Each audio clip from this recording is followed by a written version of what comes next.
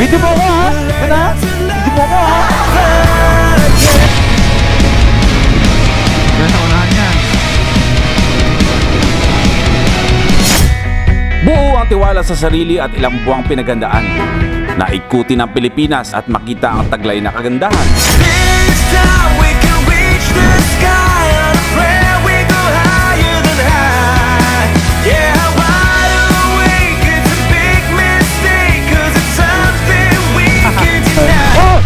Akala ko madali. Munti ka na ko.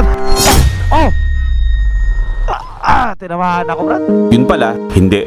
Sa binti, bro. Sa kabila ng magagandang daan at tanawin, kaakibat ang kaba kung matatagumpayan ba na sana matapos ko to at makauwi sa pamilya. Ang ikutin ng Pilipinas ang nagsilbing batayan ng totoong pagkakaibigan. Sukatan kung sino ang totoo at hindi nang iiwan. Mabibilis ang takbo, pero kailangan mong pigilan. Lalo na kung ang kasama mo ay kailangan mong alalayan.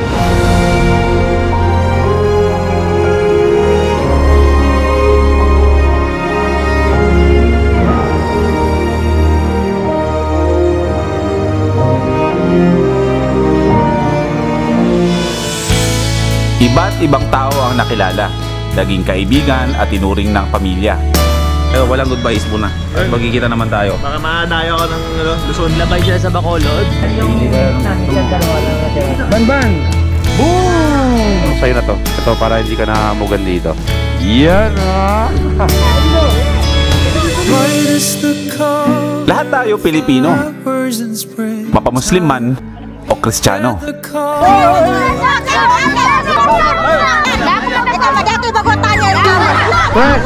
Maraming salamat.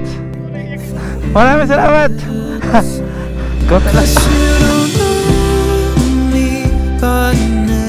Hindi hadlang ang paniniwala kung ang respeto ang paiiralin sa kapwa.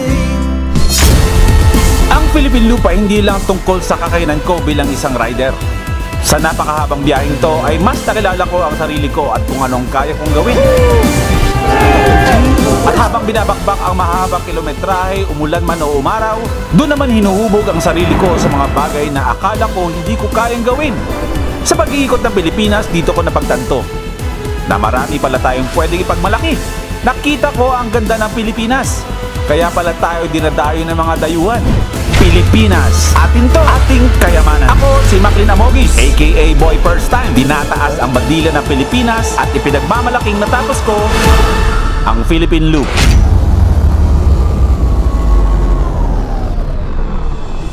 Boy First Time! And this time, panalo tayo. Tayo ang hinirang sa Travel Moto Vlogger of the Year. At dahil dyan, isa na namang hamon na ang haharapin natin. Iikutin ulit natin ang Pilipinas ng nakamotor. Pupuntahan natin ng mga lugar na hindi pa napupuntahan o nakikita ng karamihan. Susuyurin ulit natin ang bansa. Yayakap sa kultura at iba't ibang paniniwala. Pupuntahan natin at aalamin natin ang taglay na kagandahan ng ating bansa. Ako, si Boy First Time, Certified Philippine Looper. At iikutin ulit natin ang Pilipinas na mag-isa.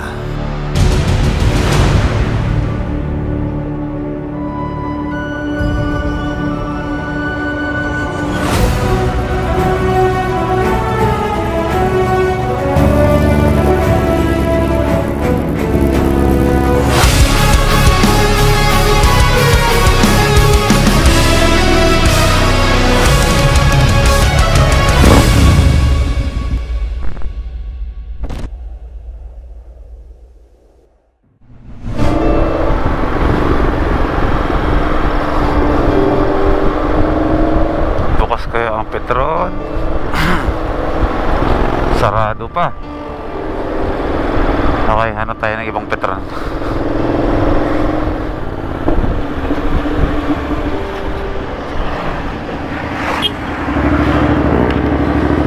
Bukas na ba to? Wala nga ano bro? Saan yung next Petron? Saan yung next Petron? Kalupit, pag ganun. Meron pa po. Malayo pa? Sige, pakarga muna ako ng kahit ano lang. Umiilaw na ako eh. Hindi kasi tayo pwede magsimula ng Philippine Loop nang hindi Petron ang ating first gasoline station. Dapat Petron talaga. Tapos doon natin simulan yung Philippine Loop natin, ang official na biyahe natin. Let's go. Layo ang hirap tabi ko. Okay, 500 lang. Okay, Petron. Sana meron dito. Pahingi rin ako bro ng resibo ha. Unang-unang gagawin ninyo sa resibo ninyo ay pipicturean nyo. Yan. Lahat ng sinulat natin dyan dito sa start of tour information na yan ay kailangan natin niyang i-send through text or through Viber sa ATPI. Okay, send. Pero kapag send yan, magsasend sila sa atin ng one-time starting code. Okay, ready to bounce na tayo.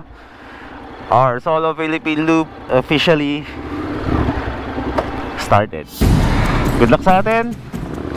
Patubayan tayo ng may kapal. Lord, ingatan mo ako sa aking biyahe na to mag-isa. Pero alam ko, kasama kita. Pinapaubayo ko sa inyo lahat ang aking safety. Iwas po ako sa anumang kapahamakan, anumang disgrasya. Bigyan niyo po ako ng safe na biyahe, payapang biyahe, malayo sa aberya, na matapos ko po ang Philippine Loop na to ng safe at makauwi sa pamilya na okay na okay. Inaalay ko po Lord sa iyo ang biyahe na to. Okay, welcome to Pampanga. Yung ruta natin is kung dati ay inuna natin ang Visayas, Mindanao bago nag-Luzon, ngayon ay uunahin natin ang Luzon. Clockwise tayo ngayon. Ang goal natin ngayong araw na to, makadalawang checkpoint tayo. Una, Subic, Zambales. Pangalawa ay Alaminos, Pangasinan. Tapos from Alaminos, Pangasinan, diretso tayo ng Baguio City. Doon tayo mag-overnight. So kailangan natin matumbok ang Baguio City na nadadaanan ang dalawang checkpoint ngayon bago natin tapusin yung riding day 1 natin.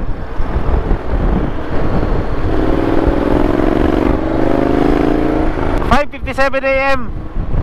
Welcome to City of San Fernando, Pampanga. May nakasulat doon kaso ang dami nakaharang eh. San Fernando, Pampanga na tayo. Mag-aalas 6 ng umaga. Pabusilak na rin yung araw. Sana huwag tayong ulanin. Mukhang maganda naman yung panahon dito sa likuran ko, pero sa harapan ko parang magkaiba sila eh. Iba yung liwanag doon tsaka dito. Sana huwag naman tayong ulanin. Pero hindi na natin yan masasabi. Pero hindi natin yan masasabi. Marami tayong magdadaanan sa biyahe na to pagdating dyan sa panahon nating pabago-bago. Update ko ulit kayo ha.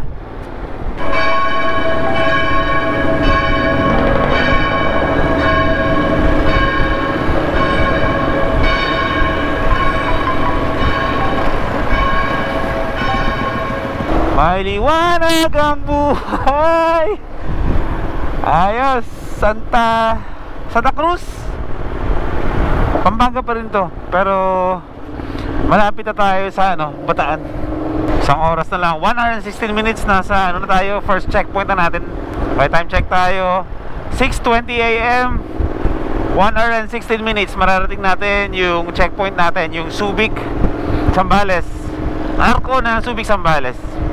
Actually, hindi naman ibig sabihin na pag sinabing Subic, Zambales, lahat Arco. Basta dapat may patunay ka na andun ka sa Subic, kunwari, munisipyo. Ganyan, yung mga common ba na kilala ng mga yung mga kilala ba na na establishmento. Alam niyo ba na 3 oras lang ang tulog ko? Ang hirap matulog ng nang alam mong may ride ka kinabukasan. Maghanap tayo ng kape paglagpas natin ng Subic, Zambales. Sakay ko talaga yun kapag sakay ko talaga yan. Hindi naman sa excited ka, pero alam mo kasi may biyahe ka, ang hirap matulog yung parang nakakatulog ka ng kalahating tulog Itulog ka, Pero naririnig mo kung anong nangyayari sa paligid mo. Naririnig mo yung tunog ng aircon, naririnig mo yung tunog ng electric fan. Ganun. Welcome to Olongapo City, home of the most beautiful women in the world. Wala bang tututol dyan na bayan? Hindi ibig sabihin na porket nagpi-Philippine Loop hindi pwedeng dumaan ng NLEX Expressway. Pwede. Sa mga nagbi-big bike, mayroong gumagawa nun, pwede naman tayong dumaan dun. Kaso ako kahit na magastos tong biyahe na to, pero syempre sponsored to ng mga brands natin, hindi naman pang personal na budget ang ginamit namin dito. Sila ang nagpa-Philippine Loop sa atin, yung sumuporta yung brand. Okay, balik tayo dun sa usapan na kung ang Philippine Loop ba, yung mga naka-big bike, pwede bang dumaan ng expressway? Pwede naman. Ikaw na bahala dumiskarte ng loop mo. Basta ang importante is madaanan mo ang mga checkpoints. Yun ang mahalaga dyan. So pwede ka nang gumawa ng sarili mong ruta. Basta dapat wala kang makakaligtaan ng mga checkpoint. Tapos inisip ko, sabi ko, kung mag-expressway ako, di magto-toll gate pa ako, tapos magagasolina ako, dodoble yung gastos ko. Sabi ko, di magano na lang ako, mag national roads na lang ako, wag na mag-expressway. Maga naman, hindi naman matraffic papunta dito. Okay, nasa Olongapo na tayo. Rotonda, Ulo ng Gapo kung tawagin. Okay, first checkpoint, Subic, Zambales. Ayan. Doon tayo sa kabila para mas maganda, mas kita yung mukha ni Daddy Spike. Kasi kailangan kapag nagpa-picture tayo, kailangan nakikita yung motor. Dapat nasa background mo yung motor. O kung gusto mo, ikaw yung background. Kung gano'n mo kamahal na mahal yung motor mo.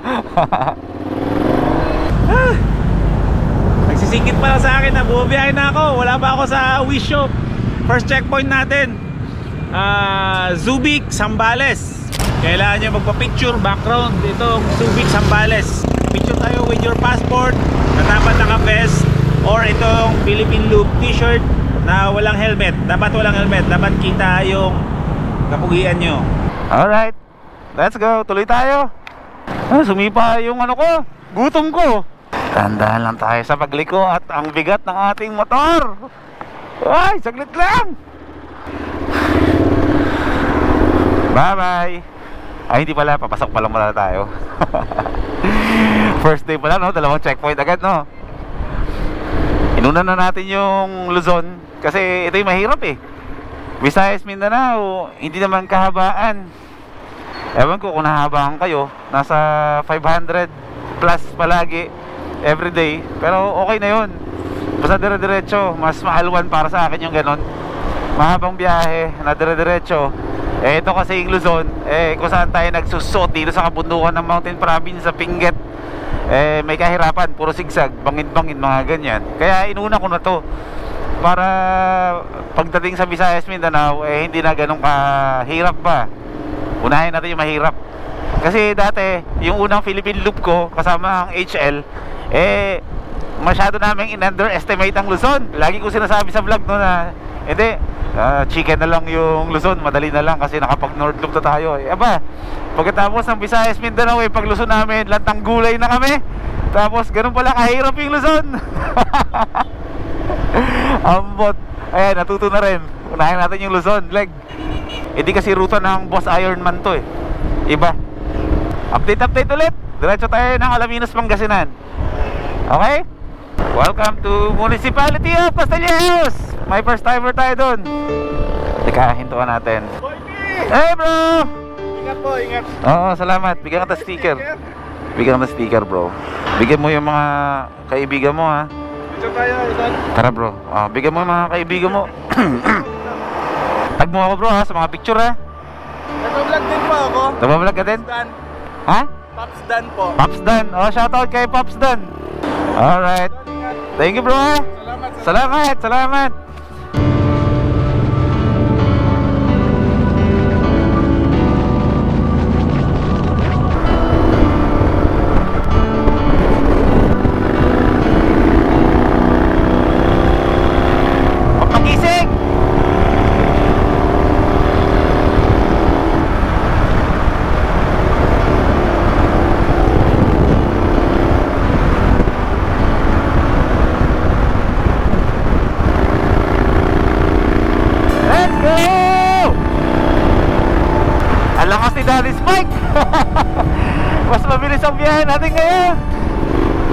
Pabira, halimaw ka, halimaw ka. Mas nakasundo ko to kaysa kay Optimus. Napakabayas ko pagdating sa adventure bike.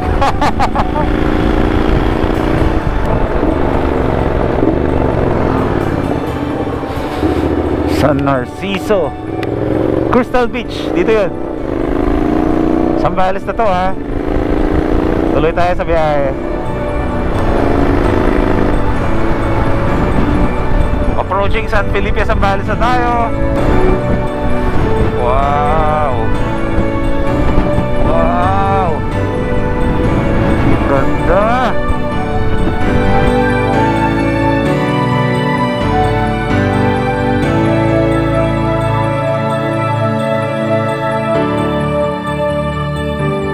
All the way to Pangasinan. Welcome to Botolan, Zambales. Zambales pa rin tayo. Kunti na lang. To Pangasinan. Ay, ito na yan, Papangasinan na. Kailangan ko na maghanap ng kape. Mataas na yung araw, nararamdaman ko na yung init. Hey bro. Tara. Tara, picture tayo, bigyan ng sticker bro. Ride safe sir, ride safe. Sige bro, nice meeting you bro ha. Ride safe po. Ay sir, vlog mo kaya pwede mo sa dyan. Eh no, sige dyan. Hello. Lobat na to, magpapalit ako mamaya. Ingat po, ingat, ride safe. I'm a jack of all trades, master of none. And if you said you know me, I'd be gone. Time check, 9:41. Pagkatapos ng isang oras at kalahati ay nasa Masinloc na tayo. Ano ba to? Party pa rin ba to ng Zambales o Masinloc Pangasinan na? Masinloc Zambales. 1 hour and 58 minutes na lang, 88 kilometers ay nasa ano na tayo? Alaminos, Pangasinan. Basta ang point of destination natin, matatapos yung riding day natin na dapat nasa Baguio City tayo. Magke-Cannon Road tayo. Kaya dapat ang goal after lunch, anong oras na ba? Ulit? 9:42. Dapat after lunch like mga 1 PM paakit na tayo ng Baguio kasi magke-Cannon Road tayo. Doon ko gusto magpalipad ng drone. At napakaganda talaga ng mga view doon. Sige, konting bilis tayo. Dagdag tayo ng speed. Hindi pa naman ako nagugutom. Ayos lang. Hindi rin naman ako inaantok. Hindi rin naman ako nauuhaw. Baka pagdating ng Alaminos, baka doon ako makaramdam ng gutom.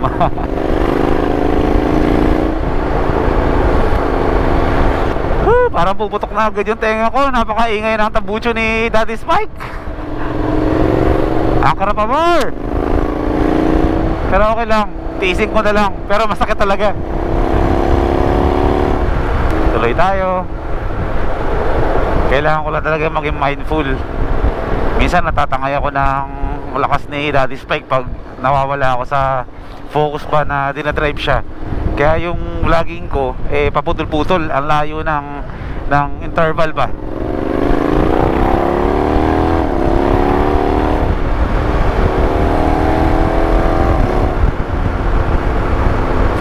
Focus.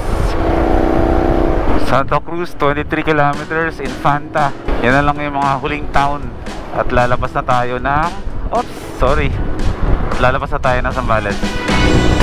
Nice. Ganda. Yung dinadaanan pala natin na ito na parte ng Zambales. Ito yung way din papuntang Potipot Island. Yan yung isla na hindi ko pa talaga napupuntahan kahit na taga Zambales ako. Pinanganak ako sa Zambales, sa Aklan ako lumaki. Pero yung Potipot na yan, dati pa naririnig ko na yan, hindi ko pa rin napupuntahan hanggang ngayon. Dahil nga siguro, alam nyo naman, pag alam mong malapit sa inyo, di ba? Parang wala kang interest. Pero sana pupuntahan natin yung time yan. Malapit lang yan, hindi napupuntahan.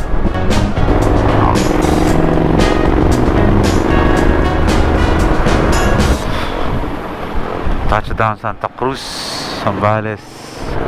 Doon na lang ako magpahinga sa ano, sa arko ng Alaminos, kahit mga 30 minutes.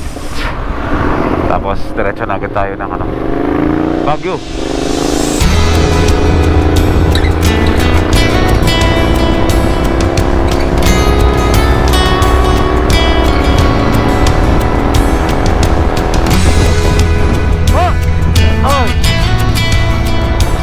Lilipad ako rin. Ano ba to? Nasa ano na ba tayo? Okay, hindi siya pala isdaan. Ano to? Paggawa ng asin. Ganda naman. Ganda naman dito.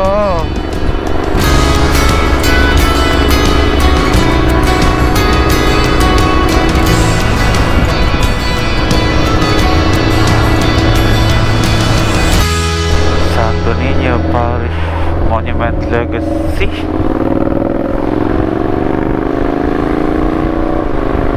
Tuloy tayo. Malapit na tayo. 10 kilometers na lang arko na. Yes. Yun. 95. Ano bro? Papuno. Tsaka pahingi akong OR sir ha.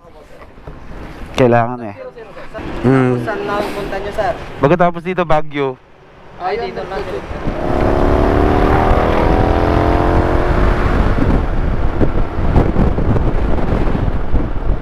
Yes! Woohoo! Alaminos! Naligaw-ligaw pa tayo eh. Diba? Minsan talaga, ang hirap talaga umasa sa mapa. Okay. Anong oras natin narating? 11:20. Pwede. Ayos lang. Let's go. Napakainit ng panahon. Grabe, tirik na tirik yung araw. Pero okay na. Nasa ano na tayo? Alaminos na tayo eh. Nakakadalawang checkpoint tayo sa isang araw. Pwede sanang magtatlo eh, pero sobra naman. Tsaka mahirap yung pupunta natin bukas kapag narating na natin yung Baguio, kasi pupunta tayo ng highest second, yung dating highest point of elevation system, parang highway system. Yun yung Atok Benguet, yun yung checkpoint natin bukas. Dadayuhin natin yun. Tapos may isang Tinok na yun na rin pinuntahan natin dati. Eh hindi na natin babalikan yun kasi napunta na natin. Woo! Hindi na ako masyadong magmamadali kasi alam ko papunta na akong Baguio eh. Yun yung stop riding day natin. Doon na tayo magpapahinga. Enjoy natin yung pag-akit ng Baguio. Sa Cannon Road tayo dadaan. Salamat! Thank you! Ingat kayo! Okay! Ingat pa kayo! Chika, nalala tayo. Ano pangalan mo? Frank. Yun, bigyan ka ng sticker bro ha. Yung aking limited sticker na pang Philippine Loop. Diretso Baguio na ako, stop riding day na ako bro. Sige po. Ingat po. Ingat ha, ingat ka. Babongs na rin ako. Let's go na. Last stretch, let's go. From Alaminos City all the way to Baguio City via Cannon Road. 119 kilometers, 2 hours and 59 minutes. Estimated time of arrival natin is 2:52 PM. Pero syempre hindi yan masusunod. Titigil-tigil tayo sa Cannon Road eh. Palipad tayo drone para maganda yung pinapanood nyo. Woohoo! Philippine Loop pa more! Rotonda.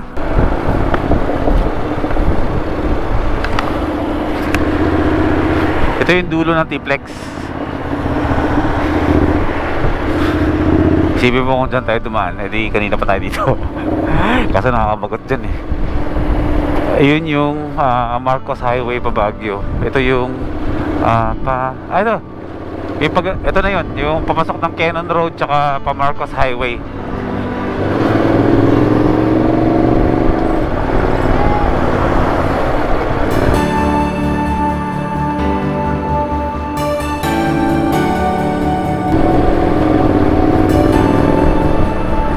We are now entering Benguet Province. Babay, laon nyo na. Welcome to Benguet. Cannon Road na tayo. Nagtanggal na ako ng vest.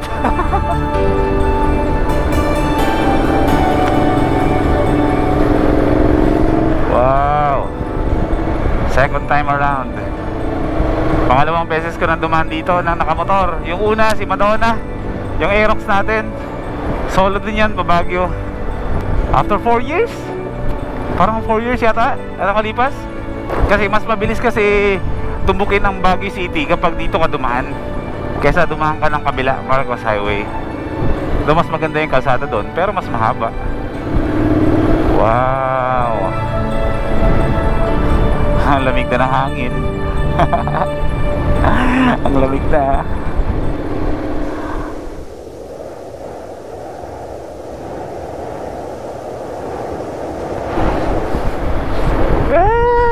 Ang taas.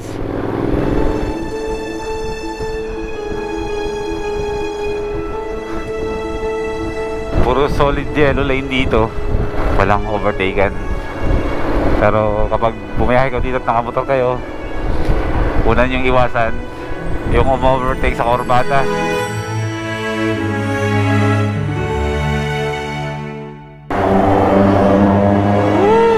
Tao na tao. Oh, ganda ng falls.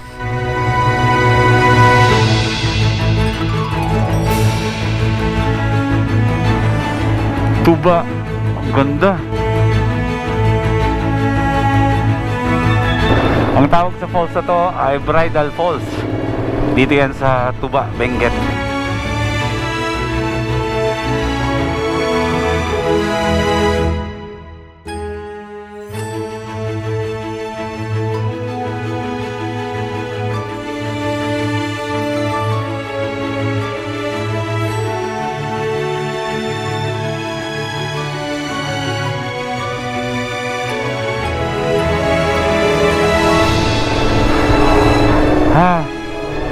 Masaya ako sa ganito eh. Masaya ako sa ganitong lugar eh. Ang sarap eh. Dito lang ako nakakaramdam ng kapayapaan, promise. Kaya ganun kahalaga sa akin yung word na payapa. Kaya ako nababansagan na may sarili akong mundo. May sariling mundo, pero hindi naman mailap sa tao.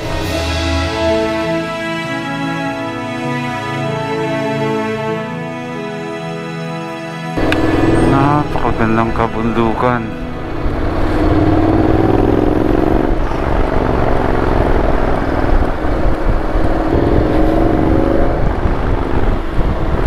At syempre sa dulo ng Cannon Road na to ay makikita natin ang Lion's Head na kung tinatawag. The old but gold Lion's Head.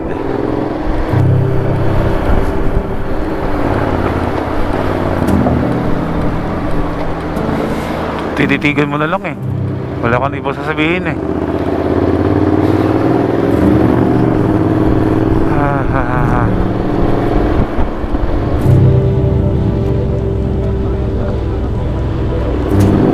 Oh, Lion's Head na tayo.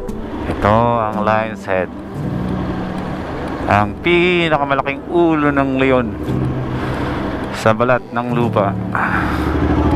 Tingin-tingin nga tayo dito. Baka may mga kaibigan dito tayo na may kasamang iba. Diba? Yung binabagyo as a friend. Wala naman tayo nasipat. Diretso tayo. Tara. Nakamakakupit eh. Ay, napaka mo ako. Ano pangalan mo, bro? Michael po, Michael, shoutout sa'yo, bro, Michael. May sticker ka. Meron, bro. Meron tayo dito. Brother. Kapunta na po kayo ng ano ngayon? Diyan, sa oh, hanap ako ng Kaya mag-highest point. Kahinga na. Di ba makisabay po? Tara. Tara. May alam ka ba na may transient? Wala kanina pag-jump off natin hanggang ngayon. Marami na ako nakita mga first timer, mga followers natin ba na nag-abang sa atin. Yung iba nagkataon na nagkita lang talaga. Minsan tumatambay ako, nakikita ako, binabalikan ako. Huwag kayo mag-alala. Pag nakita nyo ako sa daan lakasan nyo, takakin nyo ako. Marami akong stickers para sa inyo. na pinadala sa atin ng G4 stickers. Busin nyo to. Bakit na tayo na mismong Baguio City, maghanap na tayo ng matutuluyan natin. Tara bro, ganda ng parking ah, pare ko. Doon tayo. Okay ka na dyan, dali spike ka. Safe na safe ka na dyan. Okay. Nakakuha na tayo ng ating hotel. 4th floor, Red Doors Hotel. All good. Thank you.